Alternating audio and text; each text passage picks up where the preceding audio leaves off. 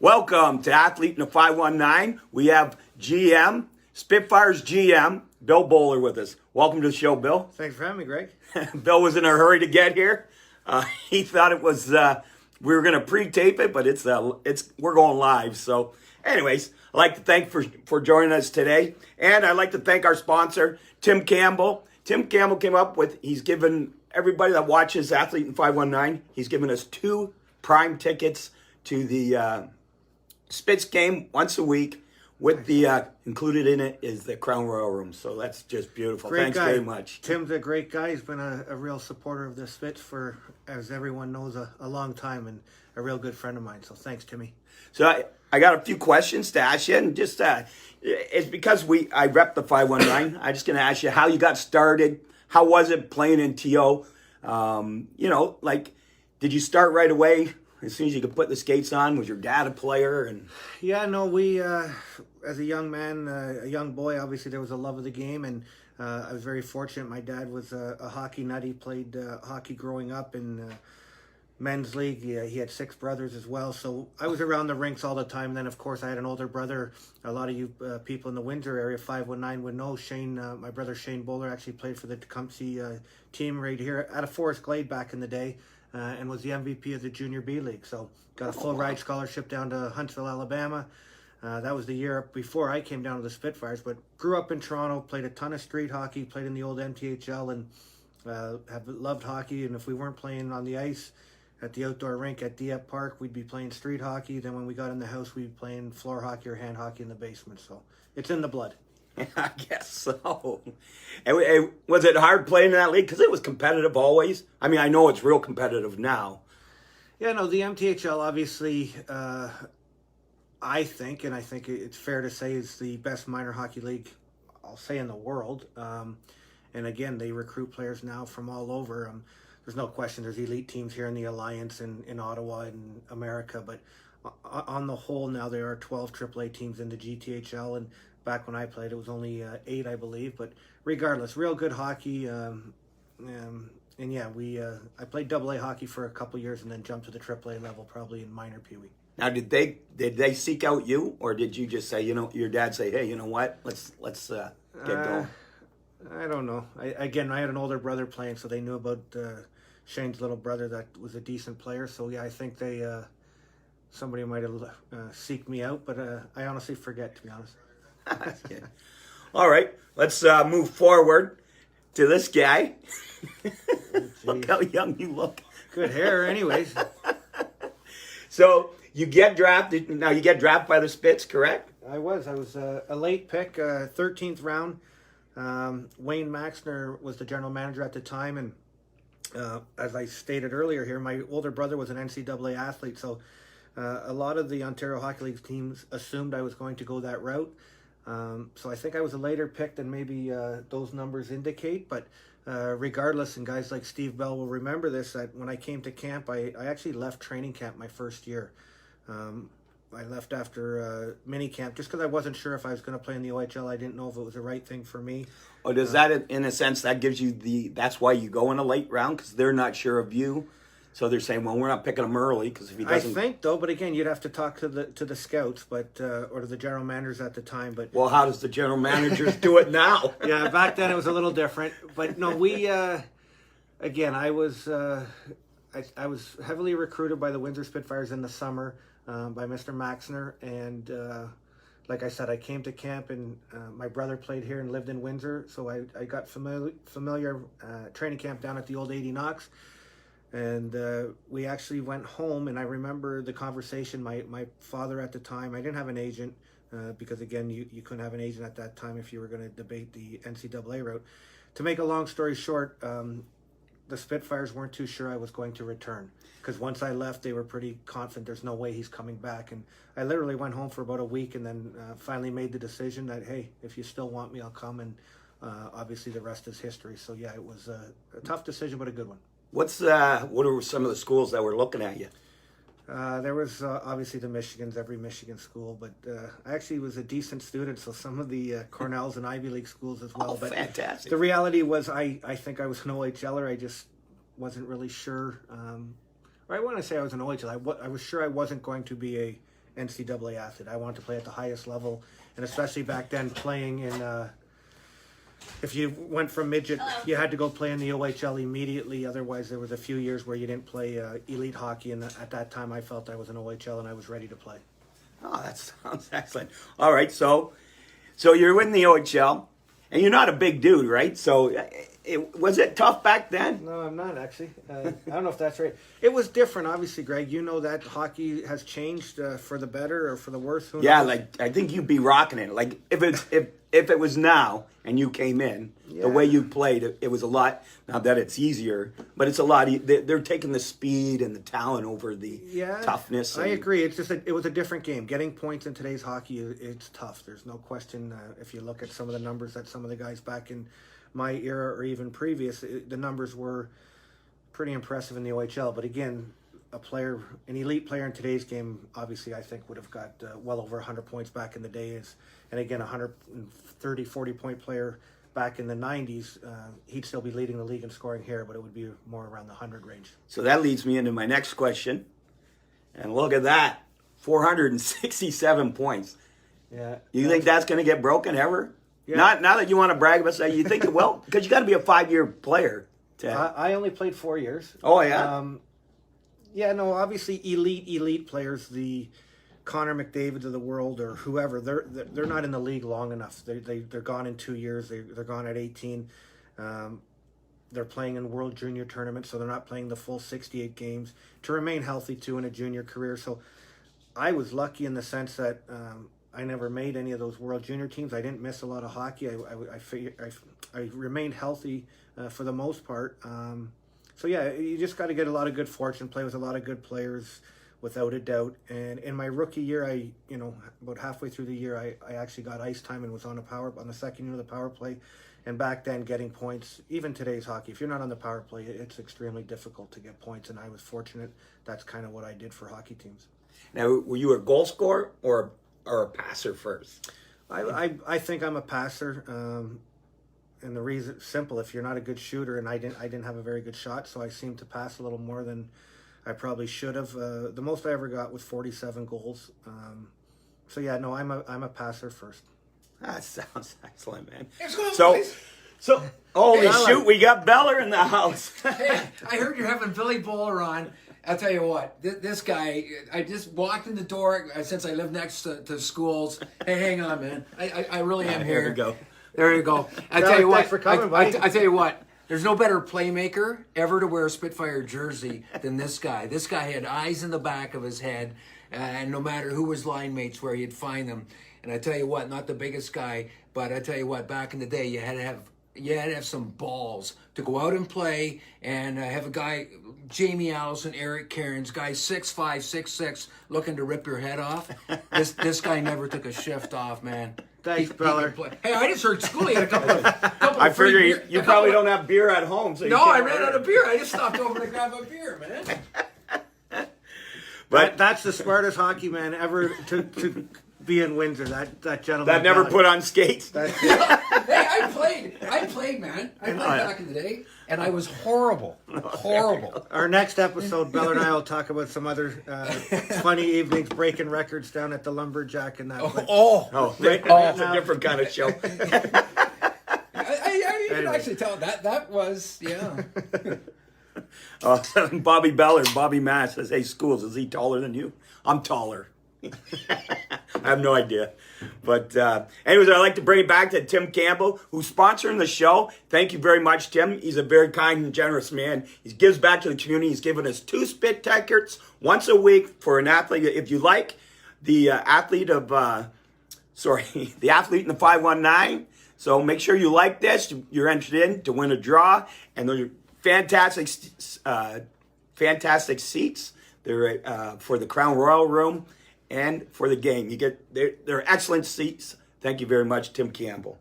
So, anyways, that being said, being a point leader out of the OHL, you are a walk-on to the Columbus, do they invite you, but they don't draft you? Yeah, no, it was a long way to actually get a game in the National Hockey League. At the time, a lot of us will remember, and I'll say maybe the best Spitfire ever, Ed Jovanovski. He was at the Florida Panthers, went first overall, and I was invited to a camp there. They offered me a contract, an NHL contract, but it didn't make the most sense. So actually I went back and ended up playing the IHL, fully aware that I was not ready to be a National Hockey Leaguer. So I had to play in the minors, and I went to the IHL and did my thing there for a couple of years. But eventually the Columbus Blue Jackets, a gentleman named Bob Strum, actually gave me a chance there. And, it's something we all dream of, and to get on the ice in an NHL hockey game. I did my best to keep my mouth shut as long as I can, and then when I stepped on that ice, it was a real big day for obviously my family and I. Yeah, did they come down and watching that? They didn't see my first game. My first home game in Columbus they did, but my first game was actually in New Jersey against a decent Devils team back then with guys like Niedermeyer and Stevens and whatnot. But yeah, you just always dream of it.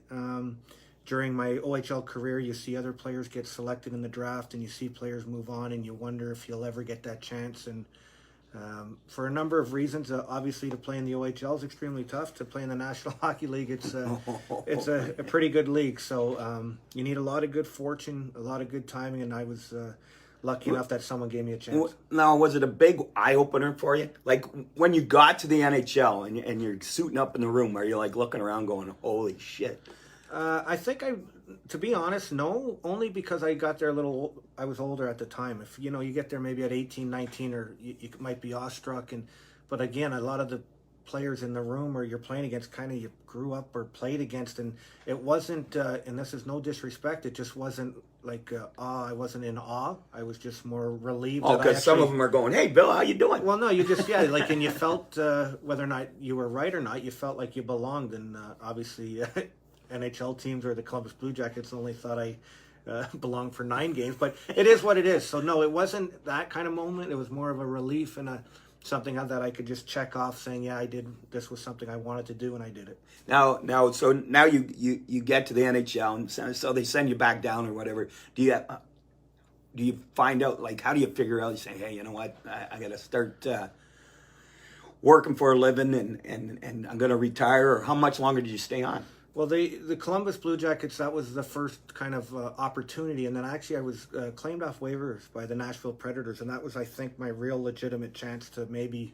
be a National Hockey Leaguer. And for whatever reasons, things didn't go out well at training camp.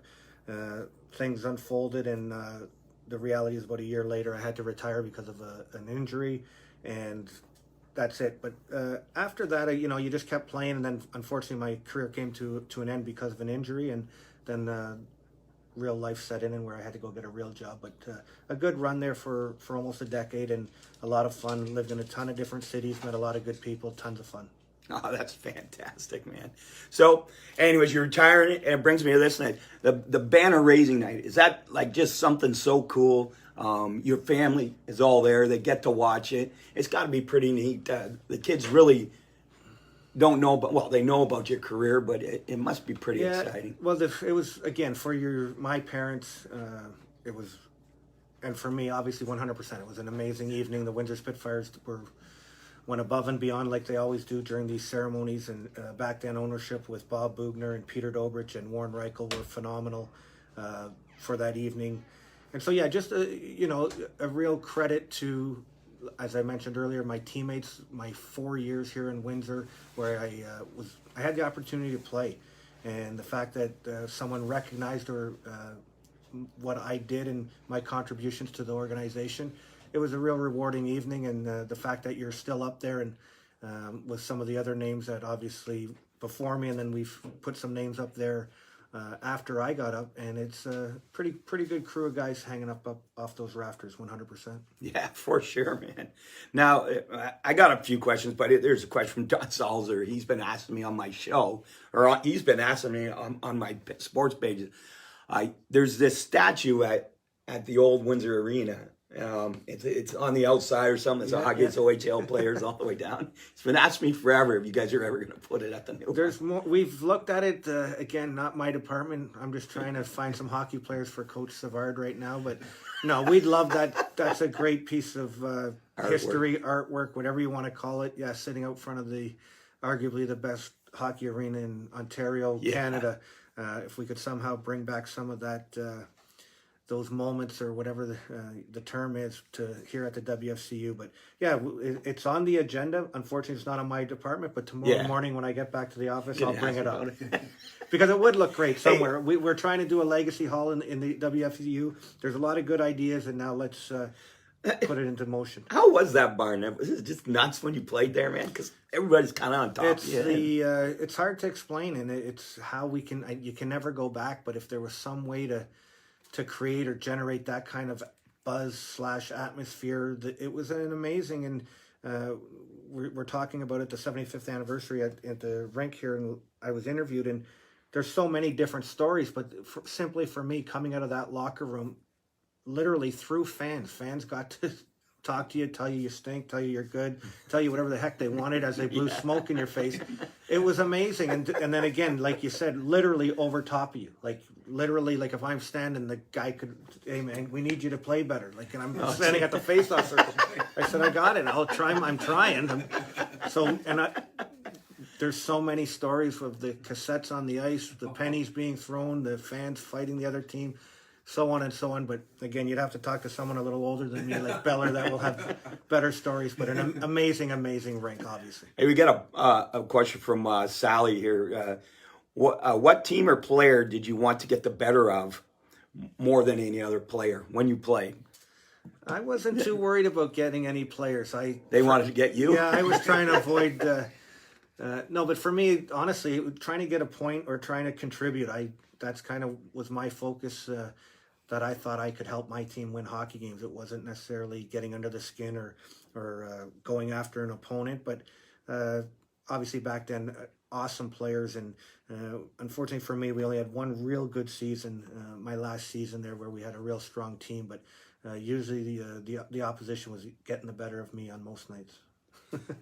Yeah, that's for sure, man. Now, so the team itself, how do you see the team? Do you see them being competitive in the playoffs? Or they better be, I guess. But yeah, no, we're a playoff team. We've a lot of turnover, a lot of new people, a lot of new, obviously new coaching staff. So no, we're a good hockey club. We'd like our record to be better, as you always do. And I'm confident that we're going to, and again, by no means, I think I know we are. We're one game under 500. So if that's a bad team or if that's a slump after 9 games, I don't think it is. We'll be patient with our people. We like our players, we like our coaches, and the reality is things take time. And let's not forget, there's always an opposition, and over 68 games, things will even out. So I know the last 3 games, our last 3 losses, the first star of the game was the goalie's opposition. It's funny you said that, Beller. I see him out walking, and yesterday he told me about them. He goes, it's the goalies. The goalies are killing us. Say, Bill, I mean, and it's not to make excuses, but it has been. In Kitchener, their goaltender, Cheyenne's the number 1 star. We go to Owen Sound, Goose is the number 1 star. We come back here, and we really have, I think, played pretty good hockey so far, and I really like the club. I think the club, once we get some confidence and get rolling, this team's going to score. There's a lot of talent, but we just haven't got a break yet. And I keep telling Savvy as well, Mark Savard, you kind of feel it. Once we do get that break, it's going to start to snowball. Yeah. And good point, Beller. That's why you're the voice of the Spitfires. But no, they're not excuses. They're just factors. And over 68 games, we've won a few games. And let's be honest, too, the goalie on the opposition maybe didn't have his A effort or his A game. And we'll take those. So, no, it all evens itself out. We're a decent hockey club. Obviously, we were ranked maybe a little higher than we are. But looking around the league and seeing what's out there, I think we're as competitive as any team and we only play the West. So looking in our own division, there's some good hockey clubs, but so are we. Oh, that's great. All right, so I usually end the question as, here's one more question. Oh, Lori texted in. She wants you home right away. No, she did not. No, but so how's the family? So you had 3 kids, right? Yeah. 2 boys and a daughter. Yeah. Your wife. Everybody's good. Everyone's good. Lindsay's in Las Vegas. That's where she was born and raised. My first year pro is where I met my wife. Oh, yeah? So she's at home visiting family. Well, that's a huge move to come all the way down here, right? Well, yeah, no, it was, we lived in, obviously, if you look through the hockey DB there, she's been everywhere, but great place to raise a family out in Emeryville, Bell River area. And yeah, we love it. So yeah, and then the three kids, Jack 21, Ben 19, and Madeline 17. They're all working and going to school, doing their thing. So Windsor's been great to me. Like I said, I came here as a 16-year-old, played some hockey, left, came back to coach the hockey club as an assistant coach for a couple of years, and then again resurfaced, about 6-7 years ago, and it's been. The city of Windsor and the community's been great to my family. And I was going to say, great too. Bill's dad, I mean, a tremendous guy and a tremendous hockey guy that really does know the game. Bill, I mean, Hey, maybe we should get your dad on here. Yeah, he'd love it. Or he'd love to be sitting there with Beller having having a couple of pops. Yeah. I tell you what, a couple of times we go on the road and, the bus is going from Kingston to Belleville to a game. And a couple of times I've ridden in the past with Bill's dad and a real knowledgeable hockey guy. There's no question. Yeah, thanks, Steve. I'll share that with my dad, who was a scout here. So just a quick, if I could, just share this.